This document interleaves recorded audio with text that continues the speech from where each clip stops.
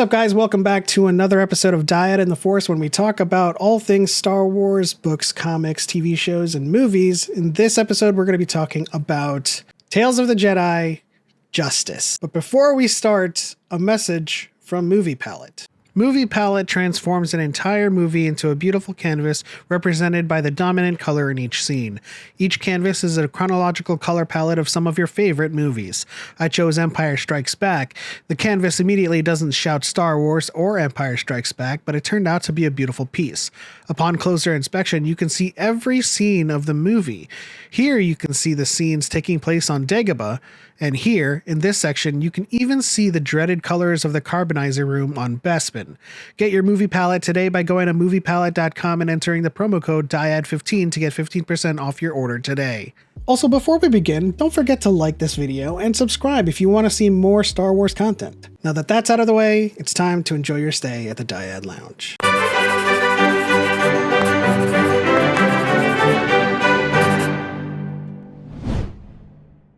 We are joined today in this episode with very special friends of the channel. Hello, everybody. My name is Hammy. You can find me on TikTok at HammyDman. You can find me on YouTube at the Wars and the Stars podcast. There you can find me talking about Star Wars and Marvel. And that's what I also primarily do on TikTok. And I'm happy to be here to discuss this amazing episode with this great panel of people. Hi, my name is Sean. You can find me on TikTok at ob.sean_Kenobi. Same handle on Instagram, and I'm also over on Twitter at obsean, one word, _Kenobi, 2 eyes, because the original one's already taken. Hi, I'm Pat. I'm on TikTok as Saint Pat _Separatist Rebel. On Twitter, I'm Saint Pat _of Stars. I'm your local resident Qui-Gon lover and separatist apologist. Hi, I'm Kier. I am Mandalorian on TikTok and Twitter and Instagram. For work, I'm a professional fandom analyst, but primarily online. I just make a bunch of Star Wars content. Welcome, everyone, to Dyad Lounge. So we just got done watching Tales of the Jedi, and this is the start of our Count Dooku experience on Tales of the Jedi. What was your guys' biggest highlights in this episode? I think for me personally, what really caught my eye in this episode, and it was something that I never even thought about, was Dooku's always had this fascination with Anakin, right? Throughout the Clone Wars, they have that rivalry, and you kind of understand it because Palpatine's obsessed with Anakin and this whole idea of the Chosen One. So you think, oh, Dooku by default knows about it, and is trying to help Palpatine out. But also, in this episode, that you see the parallels between Dooku and Anakin, not just from how they're prone to the dark side, but also their politics, how they view the world. Very much, they both want to achieve justice through their power, and I thought that was just really interesting. That's what really caught my eye, and it's made me see Dooku in a different light, and it makes me understand his motives more in the Clone Wars and why he has that big rivalry and that sort of relationship with Anakin. I certainly love seeing the difference between Qui-Gon and Dooku. I love looking into the dynamics between a master and their Padawan, and it's interesting in this episode in particular to see how Dooku handles things and how Qui-Gon handles things, but then also conversely how they handle them together. When you see Dooku taking action and Qui-Gon immediately, sort of a yin and yang almost thing. It's a very interesting dynamic that I love that they're exploring and want more of. Something I hadn't quite thought of before Tales of the Jedi. Yeah. I thought it was really cool to see the earlier stages of Dooku and Qui-Gon's relationship. It was really cool to hear Liam Neeson's son play a younger Qui-Gon. And it was really awesome to see Dooku start to really see some of the failings of the Jedi as far as how they're protecting the galaxy. Definitely, and I'm going off of Kier and Obi-Wan. It's that relationship and how Dooku's views, especially when it comes to dealing with the Senate and dealing with regular people, how that affected Qui-Gon's perspective, where he learned from him and where he differed from him. And so that was great to see, and just to see how close of a master and apprenticeship they did have. We also get to see a scene with Count Dooku starting the negotiation, right? And we've heard Dave Filoni talk about this before. in one of the behind the scenes. He talks about how the Jedi start their negotiations. And they always sit down and take out their lightsaber and put it on the table. The symbolism of putting the lightsaber on the table is like, here's my weapon. I've got nothing to hide. Still kind of got a Western feel to it as well. Yeah, absolutely. What did you guys think about the beginning of this when, they're sitting down for the first time, trying to open up negotiations, and like the atmosphere of this room that they're in, and then they start these negotiations because this is one of the only times we see Jedi negotiate or be diplomats. Yeah, I definitely thought that was interesting, right? Every time we've seen, the Jedi, especially in an animation, it's been, during the Clone Wars, during times of war, right? So, obviously at this time, they're peacekeepers, right? This is, pre them, taking orders from the Senate, right? They work with the Republic still, obviously. Obviously, it was just really interesting to see how the Jedi still established that, they have power, right? Like Dooku and Qui-Gon in that situation obviously are in control, but at the same time, their job, and I believe it's Dooku who says it later on in the episode, is like, my job is to protect the citizens of the Republic, right? He's not just looking out for the best interest of the people that work within the Republic, but also the citizens. So I thought that was really interesting to see them really do what their job is to be peacekeepers. Like that was really fascinating to see. Anytime we see the Jedi in this era of the Republic and later on, up to the Empire start, when they're giving a mission, when they're given to go and investigate, they don't. And we'll see this later on in other episodes, that they don't deviate from the mandate of the mission. They don't go outside of the parameters. But when Dooku and Qui-Gon first arrive on the planet, they're taking in every detail. They're not just looking for a bad guy to arrest. They're actually doing a real investigation, getting the details of what's the situation, why this is happening, and so on. And I thought that was very interesting. Yeah, going back to the room where they're negotiating, I like how you said, the Jedi showed that they have power, that they're in power in that situation, but you could still feel the tension in the room, which I thought was really cool. I think Qui-Gon seemed more like, I don't want to say naive or innocent, but obviously he's younger. Dooku seems more down to business, more like, here's how it's going to go. What did you do with this person? What's going on? Where Qui-Gon's asking the more emotionally intelligent questions, or trying to just figure out and get more context. I hate to go back again to the differences between Dooku and Qui-Gon, but they're just two very different people, and they're approaching the situation in very different ways, even from the beginning.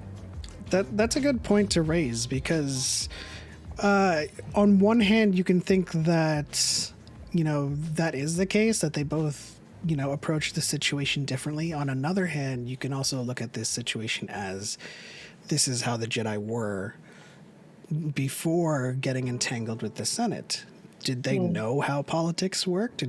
Because Qui-Gon comes at this all innocent. It's like, just elect a different senator, and it's just not that simple. And you can assume that Dooku knows this because he's a little bit more lived. Or do we think that the Jedi are not privy to how how politics work, and this is one of the first instances of them kind of seeing that the Senate and the Republic doesn't work like a well-oiled machine? It's this is the start of Dooku's things are corrupt and there needs to be change. What do you guys think? Oh yeah, I think that is definitely possible for sure. I also think it's Qui-Gon's they're trying to portray him as almost the young dumb Padawan almost at this time. He's just naive, I guess. He just doesn't know what the political situation, doesn't know how to understand it. And I think Dooku at this point is starting to see the seeds of corruption, and understands to an extent that the politics of he believes the Jedi and the Senate should just be totally separate, I believe. And I think he sees the seeds of corruption starting to leak into the Senate, and he probably worries that it's going to leak into his order. So that's why he tries to take control of the situation so he can avoid that. He wants to weed out the corruption, not just for the Republic, but also so the Jedi doesn't have to get caught up in that type of business. And obviously we know later on they do, and that's ultimately what leads to their downfall partially. So yeah, I think that's the big thing with Dooku. I have a question. Have we seen Dooku use like Force choke before in this timeline? Like, was that a snap? Was that a change? Or This is the earliest we've seen Dooku's story in live action. Okay. There's Right. instances of him actually when he was younger using Force lightning accidentally. But right? Okay, but not Force choke, and that was an accident. yeah. So I'm curious, like, why tell this story? Is it the first time Dooku's like, it's like the first time he's like, you know, pushed his Padawan up against the barn with the Force? Because it seems to me like Qui-Gon was kind of like, all right, he did what was best. Like, maybe he's done it before. Like, it didn't seem like, oh my gosh, what just happened? You just did, you know, like, I didn't take it as Dooku's first inkling that the Senate is corrupt. I saw him as being maybe like, it's been piling up, and this is maybe the first time he like maybe was a little over aggressive, or No, I don't know. Just if it definitely feels like it's not the first time, because when Qui-Gon goes up to him and gently it feels like a dynamic there. Like yeah. he knows how far his master can be pushed. Mm-hmm. And then he was pushed against the wall and he wasn't even phased. Yeah. So it's So like, that was just another Tuesday. yeah. So yeah. I don't know. I mean, it's possible. The first time he uses Force lightning, it's on accident trying to save Qui-Gon. So I think Qui-Gon is at least aware that his master is capable of doing these things or touching that side of the Force if push came to shove. And I guess it's a good segue to get into that moment in the episode.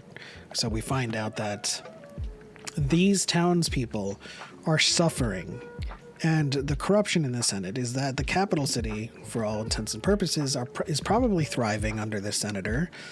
You know, taking from the poorer towns and just kind of like funneling it all to the capital, where the son lives in complete comfort.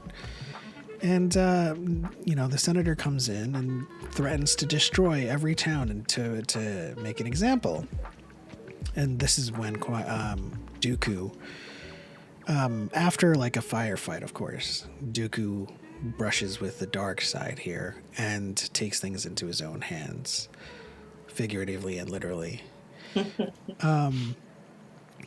Do we think now? We started to like touch on this as we approached this conversation. Do we think that he is still aware that he's doing it? Because again, like the Force lightning was an accident. Qui-Gon might be aware that his master is capable, but is Dooku aware that this is happening to him? I almost say he's like partially aware.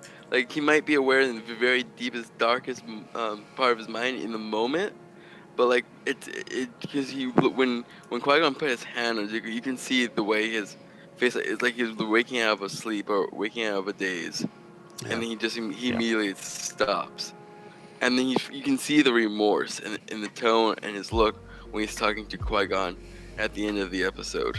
Yeah, I 100% agree with that. Like, in the moment, I think he's just like, he's obviously snapped, right? He's very upset, and he consciously doesn't he's not aware of what he's doing. But then when he finally like almost wakes out of that like coma state, I guess you could say, it's like, oh, like I did something terrible. It's like you could still see that like there is still good in Dooku, right? This is obviously not the Dooku we have in the Clone Wars that would not have the same remorse. And obviously, I think partially is because of the fact that he has Qui-Gon under his wing, and Qui-Gon's like a son to him, so he still feels that responsibility to, take care of Qui-Gon and make sure ultimately he does the right thing. Yeah, I don't know if he necessarily like perceives it as him going down a dark path or like leaning towards the dark side, but maybe he's feeling like he's just having lapses in judgment. I would also say like a line of Qui-Gon's at the end where he's talking about just, what do you say, living or acting in the moment, Master. Dooku was possibly, when he was using Force choke, that he's like thinking about, he wasn't in the moment, right? He's thinking about all the other times or all the frustrations or all the other things that are happening. And it wasn't necessarily just about the senator. Like, I would imagine that it was a bunch of things. So I don't know, that quote from Qui-Gon just kind of like, from an outside perspective, yeah, let me get him out. Let me see all these people. That quote is my favorite Qui-Gon line in this whole, because he's always telling Obi-Wan, keep your mind in the present, keep it focused, and focus now and here. Don't worry about the futures of anything that could possibly happen, the ripples it could face. Just focus on what you need to do and the actions that's happening. And to see that it's going all the way back to this moment with his master, it just really deepens the lesson. It's a good point. It's a perspective. It's the eternal lesson of the Jedi, right? From the very first lessons in Empire Strikes Back, when he complains about Luke always looking to the horizon, to The Last Jedi, to every single time there's a master teaching, it's like, stop looking to the horizon, look at the here and now and the need in front of your nose. But it's also like, is this the moment for Dooku? Like, is he in the moment, or is he like Keir said, thinking about the future and like compounding all of those thoughts into that force choke? And then when he tells Qui-Gon, is any of this going to bring any meaningful change?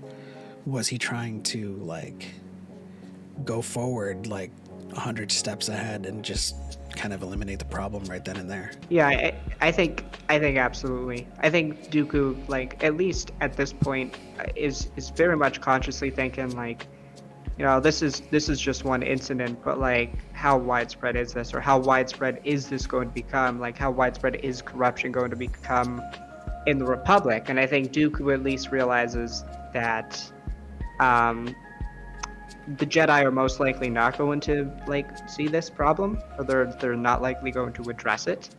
And he feels very much in his mind, like he does in this episode, that he has to take control. So at least at this point, I think in the timeline, he is consciously thinking about like ways that he can deal with this, because he knows within the rules of the Jedi, it seems, or just the practices of certain Jedi, that stuff won't likely be done with this. The quote from Dooku, "Your actions saved many lives today," was his actions with using the sun and saving the townspeople, or his actions of stopping him? Both. Yeah, it's definitely. Yes, it's definitely all encompassing. Yeah. I don't think anybody would in this panel would disagree that if left to his own devices, he would have killed everyone. Yeah, his turn would have been much sooner. His turn would be much more aggressive and angry, feel like Maul or Anakin, rather than this cool silent type of Sith that he is later on. Yeah, I don't know if I agree, but I don't know. I guess I'm processing. I don't see him as fully going all out, but I don't know. It's a very interesting, like, what if, you know? Yeah, So, I mean, like, so let us know what you think, because, you know, Dyad Lounge is all about disagreement as well. No, I mean, it's not that I disagree. I'm just, like, trying to play it out in my head and, like, thinking about the story. I think it would have accelerated things, but I don't know. I don't know if Dooku is the kind of person who would just annihilate and, like, raise down an entire town. I don't know. No, I kind of agree. I feel like he's more pragmatic than that, even if he, were to turn. Because I mean, you see a lot of his, actions, later on, and he still carries himself, very elegantly. He's very well spoken. He has these mannerisms about him, so I don't think he's like a savage. Yeah, it makes sense. So I guess after hearing that, I'm like halfway there. Because there's a lot of people who also didn't know that he had Sith eyes, and that is something that only the darkest Sith can achieve. Yeah. And he shows it to Savage Press, but he also snaps himself out of it, so it's weird. Like, he's showing him embrace your hatred, and then electrocutes Savage Press and has the Sith eyes for like a half a second and then snaps himself out of it. So I don't know. He's definitely capable of it, but you're right. It depends on whether or not he is quick to go there. One thing's for sure, though. Qui-Gon did save him. And Qui-Gon would have saved a lot more people had he lived. It's so true.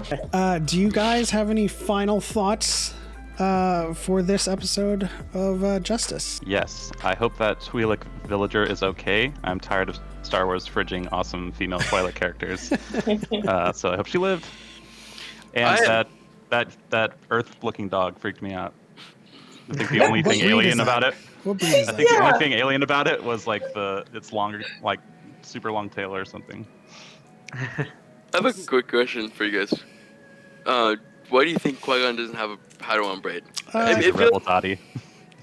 Well, I think like Dooku. So, correct me if I'm wrong here, because I know I'm talking to people who know lore probably a lot better than I do. But weren't some more of the like High Republic or like around Dooku's time or around the end of when Dooku was a Padawan?